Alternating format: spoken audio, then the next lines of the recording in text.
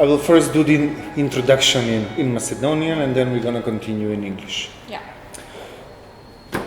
Букстар 2025 за 11-ти пат фестивалот Букстар, фестивал на европската литература во просториите на културно-информативниот центар.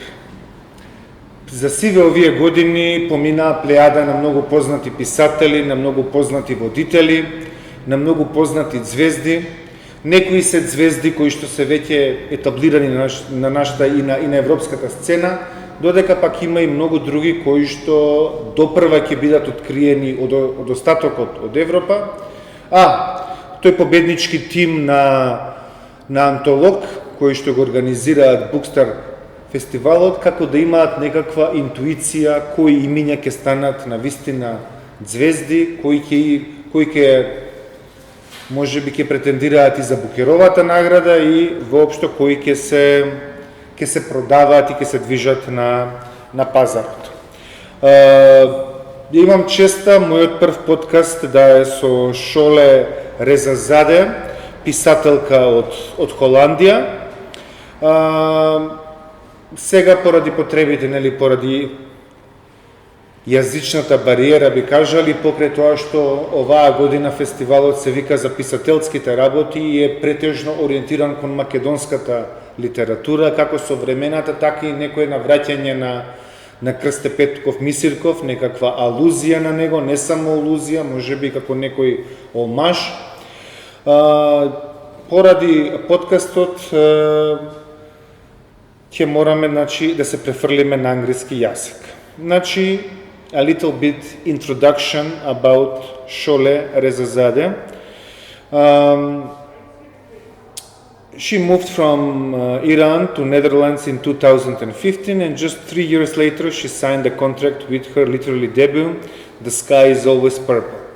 Her novel, that is translated in Macedonian from the publishing house Antolog, it's called I Know a Mountain That Is Waiting for Me. She also writes poetry, and she is also sought after performer and elocutionist. You will have to explain me what does it mean, elocutionist. But first, as a good guest that we are, how do you like here in the Balkans? Is it your first time here? And maybe how do you see the difference from the Western world that you are living now? Do you see any big differences? Maybe something that reminds you of your previous home? And just, I'm interested in the image from the perspective of a Western European to somebody who is, from the Orient or from the, let's say, not the Middle East, but close by, and from something that is, let's say, truly on the crossroads between the East and West. Could you tell me more about it? So this is my first time here, and I have just arrived yesterday night in a very rainy, dark night, so I didn't see a lot of things. But actually, from the first moment, you really feel something. You feel the difference, like the taxi driver that is just started to talk with you and to ask about you. And if I ask him till which time you will work, then he says till 12 o'clock I'm working. And then when we were traveling to the hotel, I saw all the shops are still open and people are just on the streets, and that's quite different from the Netherlands. When I was sitting from house to airport to the Netherlands in the taxi, we didn't talk anything, just hi and goodbye, and that's most of the time it's like that. So these small things, you just feel it when you are in the other countries. So in this case here, and when I was just walking on the street and I see like street food, and then people are looking at each other, and even at the place people were dancing, and you hear music, and you just feel that it's another kind of atmosphere, and also like Monday but a lot of people are just. It looks like they are just not stocked in their work and in their calendar. I think that was for me the biggest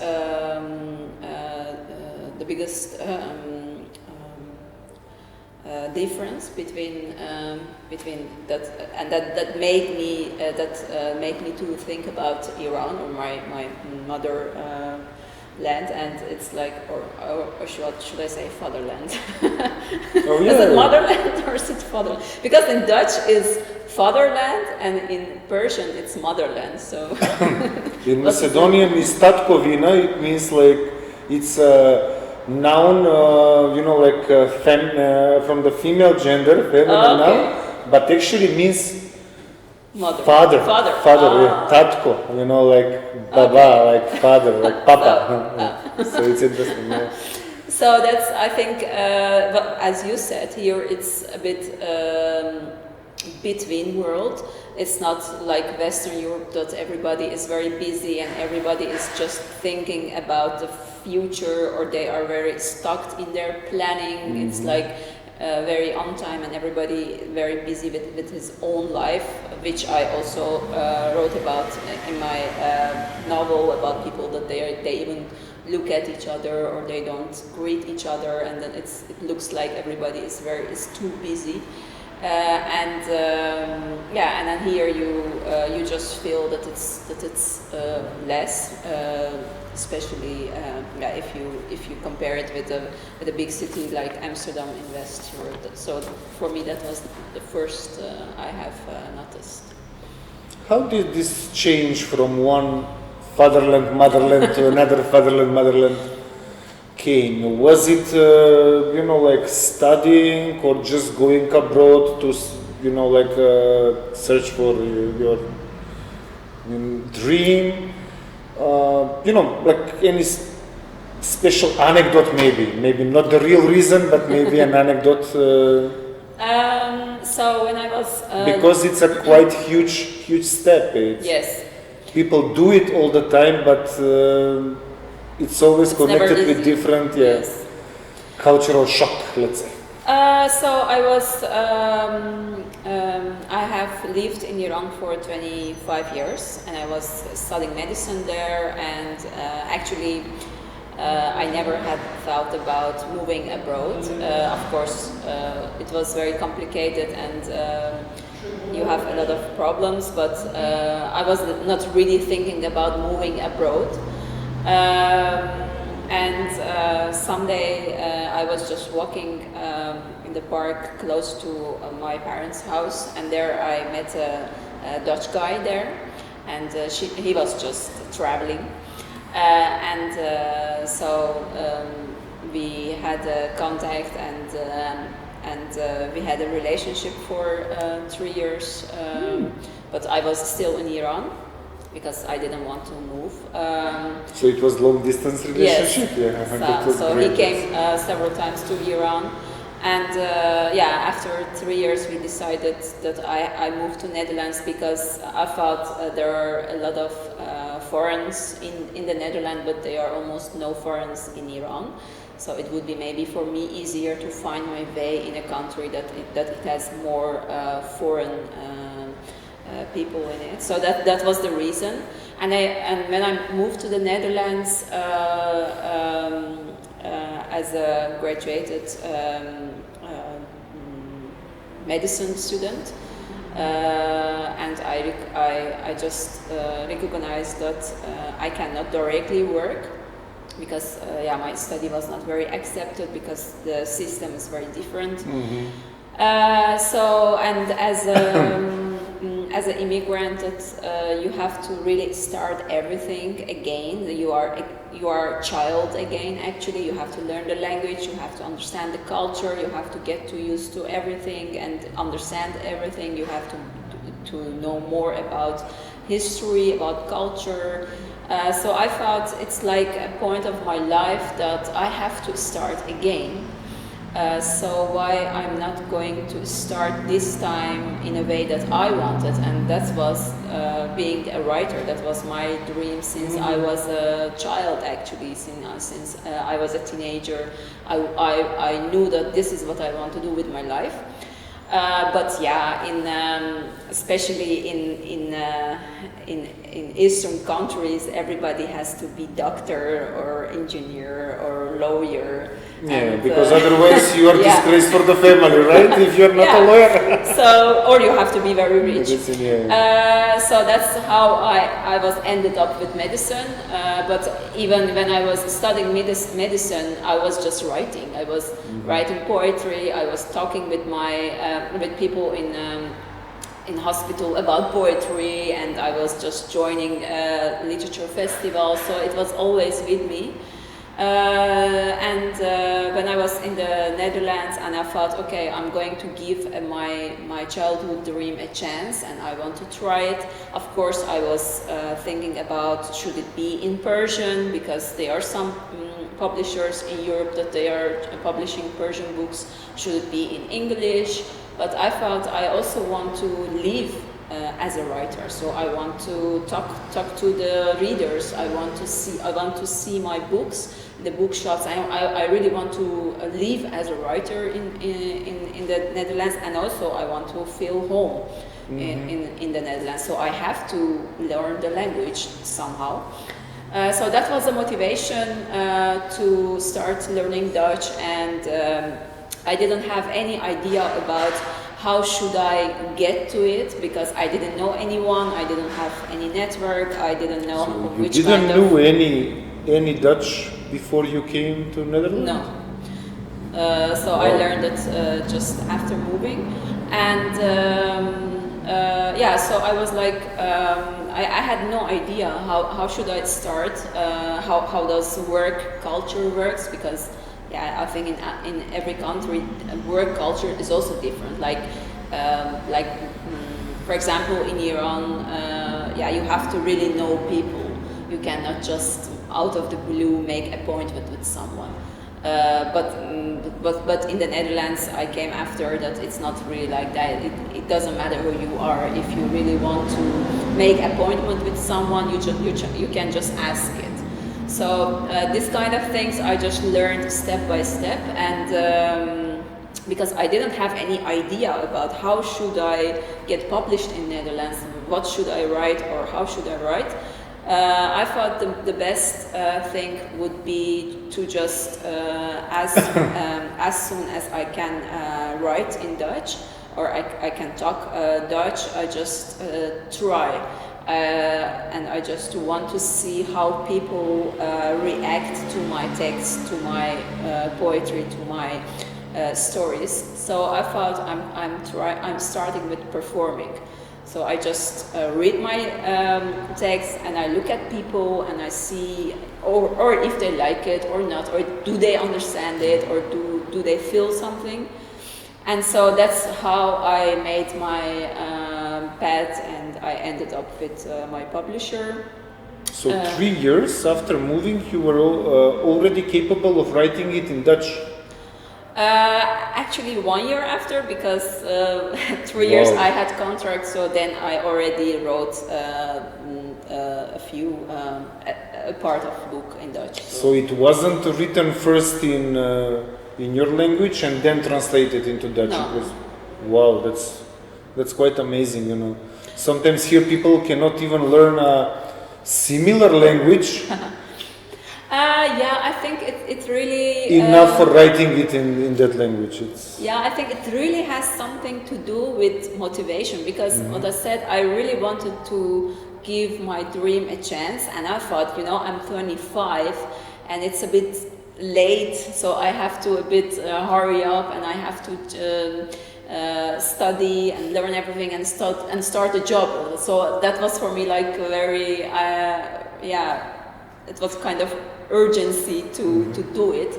So I think that really made it happen, and also because I was studying medicine, so I was really kind of used to work hard, because if you are studying medicine, you have to put a lot of information in short time in your head.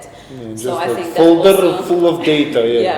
So that also helped, and also because I was really interested in literature, and even as a child, when I couldn't read, but I knew a lot of poems out of my by my heart, because I really liked the rhythm of poetry. So I know that I was like 5, 6, and I was just telling the poems of Rumi, because they are really easy to say, because the rhythm is very nice, like Khamreman or Khomareman, Bagheman or Bahareman, it goes on and on, so it's very easy to remember it. So I think all these things together, all these puzzles, that's why. So you are much better audio learner than a visual, I suppose, right? By hearing and... I think so, yes. Yeah, so I was... Because those languages are not similar, they are not connected, so you have to learn it from scratch, from A to Z, like literally. Yeah, I was really, for the first time in my life, I was just watching a lot of television, Dutch television. That also helped a lot.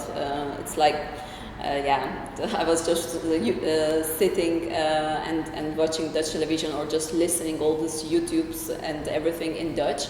And I also worked actually almost from day one in Dutch environment, like voluntary work or whatever I could do. So all these things together, but I think the biggest thing is the motivation. I had a lot of motivation. In your novel, that is translated in Macedonian, Znam planina što me čeka, I know there's one mountain waiting for me. It's not a classical novel because it's like a poetic language inside. It's like somebody decided to put in this novel, in this prose, a lot of poetry, a lot of poetic material. Does it come naturally to you, or you have to first do the base of the novel and then to add those pictures, let's say poetic pictures, if I could say that? Maybe it's good to start with how I came up with the idea to write this book. I was a few years ago. I was traveling in somewhere between Iran and Azerbaijan and Armenia, and in a mountain, between the mountains, and I suddenly saw a nomadic woman. She was sitting there, and she asked me to have a tea together, and she asked me where do you live, and I said I'm living in the Netherlands. And she said, which city is the Netherlands? Where is the Netherlands? And I said, it's actually another country. It's abroad. And then she asked me, abroad? Which village is abroad? Where is abroad? And this very small conversation with that woman in this beautiful mountain, it really did something to me. And I was thinking about abroad, about the Netherlands, which where we are really just traveling every year, multiple times to the abroad, and it's completely different kind of life. So this contrast for me was very interesting. So I was just thinking a lot, all the time about this woman, about that mountain, and about that nature, and I was also dreaming about it a lot. And I went I went back for several times to meet another nomads and to talk to them or just observe them. And I read a lot of books, and I listened to all this history of people. So I think all this thinking and dreaming and getting stuck in one thing, it translates itself to a kind of poem in me. So all of a sudden I just started to writing this book, and most of the times I think a lot about the book, but I don't write. So I think about it, I dream about it, I talk about it till I'm very full. And after that I start to write, and when I'm writing, actually I'm not thinking anymore. So it's like just coming from my heart. So as an answer to your question, it was not like planned that I'm going to write a poetic novel. But yeah, I think because of the atmosphere, because of the topic, because of all the things that I have learned and saw with the nomads and with the nature and with the people in Europe, that they are kind of also they are experiencing kind of loneliness and kind of stucking in the time and stucking in this in this busy life. So that all these things, they were just translated in a kind of novel that was also poetic. And also I always also write poetry, so I think that also has influence. So I never have chosen for a poem or prose. It's like I just write something, and then people call it poetic prose or prosa of a poem or something. It's a hybrid somehow. With the names, like there is a Latin proverb that says "nomen est omen." The name is a meaning. Yes. The name is a sign, like literally. So starting from your name, that means flame, right? Yes. If I'm not mistaken. Yes. It means flame. So all the other Sarai, Aydin, the Sarai, I don't think that somebody in the Balkans have problem in translating what does it mean.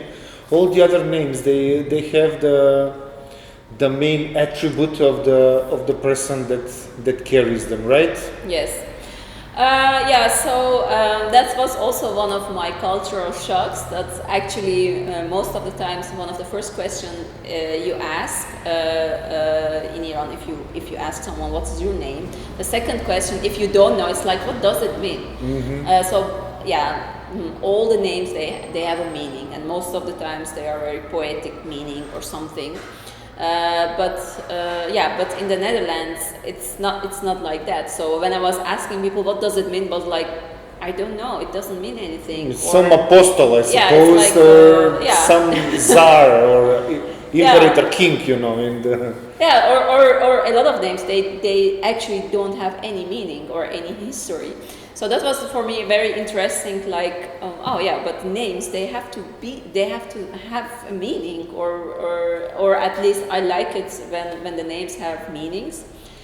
So when I started to write this book, and I was talking with this nomads, and then I was looking for stories, for traditional stories and traditional songs about this nomadic people.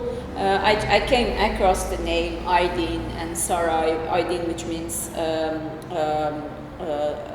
light as a moon, and Sarai means golden moon or sun. Sarai means that? Yeah, the Sari is golden or because yellow. as a Sarai, it means like a castle, like... that is Sarai, that is... So I thought which one of the Sarais was that? So you write it a little bit different. So that when I wanted to write this, to use this folklore names, then I thought, I also give all the other persons in book also a name with a meaning. So, and because Sarai and Aydin are Turkish names, so I thought that all the rest, I also use Turkish names with the meaning that I need for my story. So Duman, like mist, or Ipek, and all these names, they have a meaning that actually were completing my story. And what does your name mean? My name Duško means soul, spirit.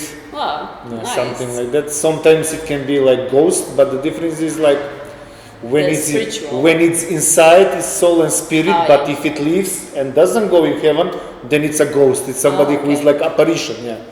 And your Macedonian name will be Ognjena or Plamena. Šoleh. Wow, nice. Um, um, I have heard from some of your interviews, and you told me about the place that you wrote about. I had the feeling that it's like like a lost Garden of Eden, or the place where Noah's Ark. When you mentioned Armenia, I thought about Ararat and everything. Yeah. So, is it like some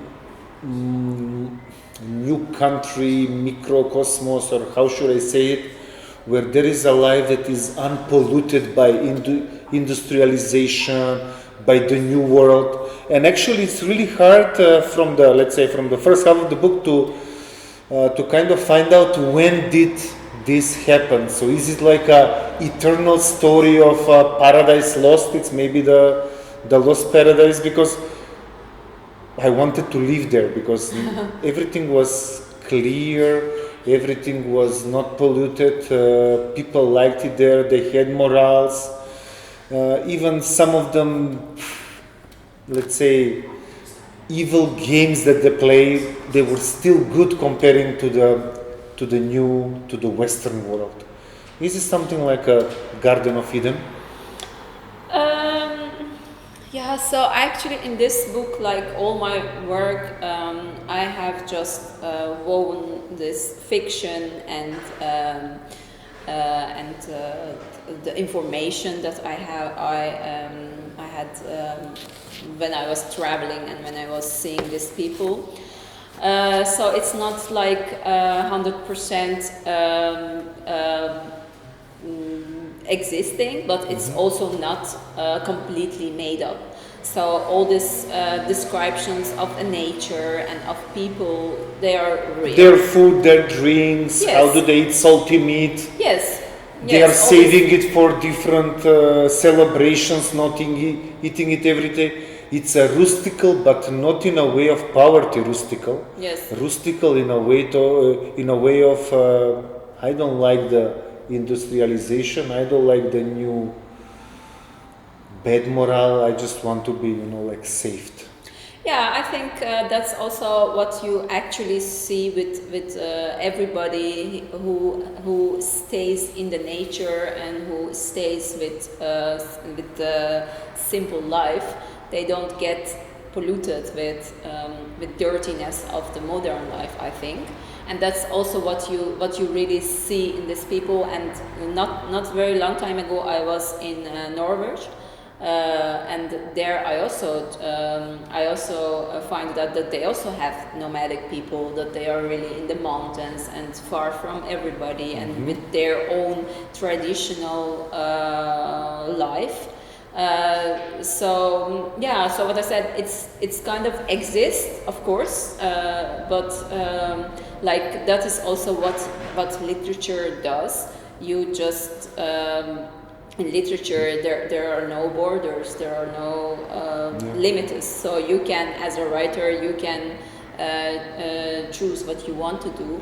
So I wanted, maybe that's also not very 100% heaven there, because one of the last times that I was there, and I had a conversation with a young boy, and he was like, "Why are you here?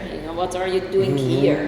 It's like, I want to go to the city. I want to go. He far needs the from new it. cinema. He needs the TV set that and is everything. free life. That is freedom, like being in the city.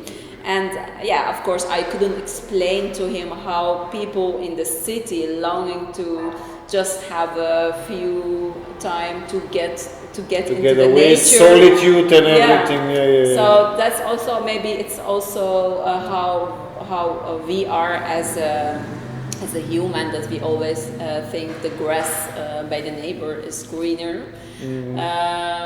But yeah, this is all the book is.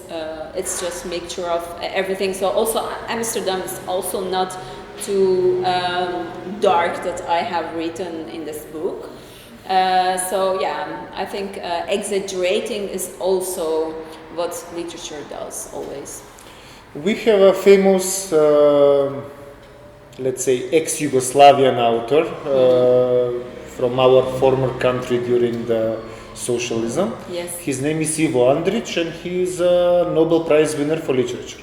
So the mutual thing that you have with this guy, maybe the Nobel Prize one day. Yes, thank you. It's actually that your novel is the second novel that I read in my life that has the river as a main narrator and a character somehow. Oh. He also has a novel like that where you have the history of a place, history of a region, and only the river is the eternal one. Yes. And everything else is, everything else is not eternal. It will pass. It's mortal. Yes. Mortal somehow. Why did you decide for the river to be the voice and sound? At the beginning, I had problems in understanding, and then I find out that actually it's the river that tells the stories. Yeah, so like I told you, I didn't think about it. So when I started to write this story, I know that I was just typing the first sentences, and I felt, oh no, what am I doing? What is this? Like, why I'm writing a story from a perspective of a river. So as I said, I was not planning that, or I was not thinking about it, so I have to going to write like that. But the story came like that. It's like I couldn't do anything. And after actually starting writing it, I thought, yeah, maybe it does sense. It does make sense. Because I think, who better than a river can tell us a story? A river is like a symbol of time. It's like by the river you can see the past, you can see now, and you can see future in just one frame. So yeah, I think if there is any storyteller, that is the river. So. My guy only has a very important bridge on the river. Yeah. But bridge somehow, it means like also connecting. obstacle somehow. Yeah. But your river runs really freely. Yeah. No, my river is very wild and very. Any future plans or maybe a future plot? It won't be a spoiler. I mean, even if it's a spoiler, I know that already Žarko Kujundžički signed up another contract with you, so you will just have your motivation to write something new. What should we expect? Something in a similar manner, since this book has also a good reviews on Goodreads. Yes. And people are enjoying it. It's not a book that you want to go because of the plot inside and to see who will murder who will marry who will break up with who. It's just like you want a spiritual healing, you just go slow through the book. So I think with this novel and then my first novel, if I compare where I am within a process of this first books. It's like with this books was also I was just thinking about something. So first book was a tree, and second book was a river, and I'm just thinking and thinking and thinking. I don't know where I'm going, but all of a sudden after a time, then I have a story. So I'm sitting in this phase for my for a novel. And I'm thinking all the time about horses. So I don't know what will happen. So that's a bit kind of spoiler maybe. But so it will be novel because I'm thinking a lot and I'm dreaming all the time about this. So it means that it will be a story with horses in it, but I don't know how. And so I think again mix of fiction and truth and also human and nature. Yeah, we are also nature, human, and the rest. How you say that? Okay, so horses in your culture, because it's not the symbol that is equal for all the parts of the world. So sometimes, at least for for the ancient Greeks and their mythology, horses can be represents to the underworld also, you know, the life of Thanatos, but also as a part of the Eros, also as a sexual energy. So, what about the culture, or maybe in your culture it's just a free spirit and running without any borders, without any... So I didn't know anything about horses. That's also why I'm very interested in why I am now thinking about horses. I never had a horse. I never ride a horse. I never was like a horse person. But in Persian language, horse is a symbol of very trustable friend, or trust. That's what I know, and so I'm just there is so accidentally when I was just walking close to my house in Amsterdam, I just came across a horse somewhere that the children can ride a horse. So I thought, well, so now I'm every day I'm just walking to that place and I'm just observing the horses, and I hope that I have some inspirations or I see something that it's very interesting. I try to not to get information very cold information. Just like a cold data and then to put it. It's much better. I wish you all the best. Thank you. Thank you. You're a very talkative person, and I hate when you know I'm. The time is over. Yeah, the time is over, and I know that we can discuss 2 or 3 or 4 hours, but that will be maybe for some other time. Maybe a video podcast. You know. Yes. Thanks a lot. Thank you very much. Ви благодарам на сите и се надевам дека ќе го слушате подкастов, дека ќе ви се допадне.